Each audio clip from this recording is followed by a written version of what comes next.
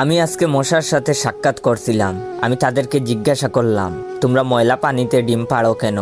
মশা বলল, কারণ ভালো পানিতে ডিম পারলে মানুষ সিদ্ধ করে খেয়ে নিতে পারে। আমি তাদেরকে জিজ্ঞাসা করলাম, মশার কোয়েলে তোমরা মরো না কেন? মশা বলল, আমরা যদি মরে যাই তাহলে কোয়েলের ফ্যাক্টরি বন্ধ হয়ে যাবে।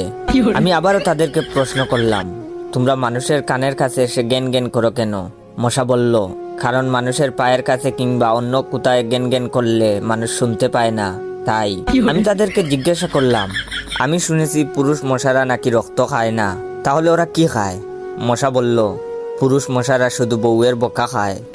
আমি বললাম, মশারা কামড়ালে মানুষের ডেঙ্গু হয় কেন? মশা বলল, মশারা কি শুধু মানুষের রক্ত নিয়েই যাবে? ওদের কিছু দিবে না। মশারা এত স্বার্থপর নয়, তাই মানুষকে ডেঙ্গু উপহার দিয়ে যায়। মশার সাথে সাক্ষাৎ করার পর আমি মশার উপর রিসার্চ করলাম।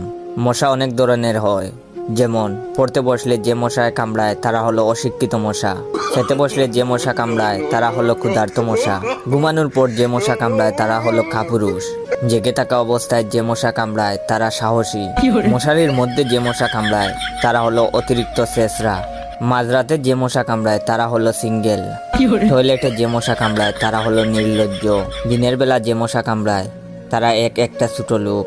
আমার এই ভিডিওটা দেখার সময় আপনাদের যেই মশাগুলো কামড়াইতেছে ওইগুলো হলো প্রতিবাদী মশা।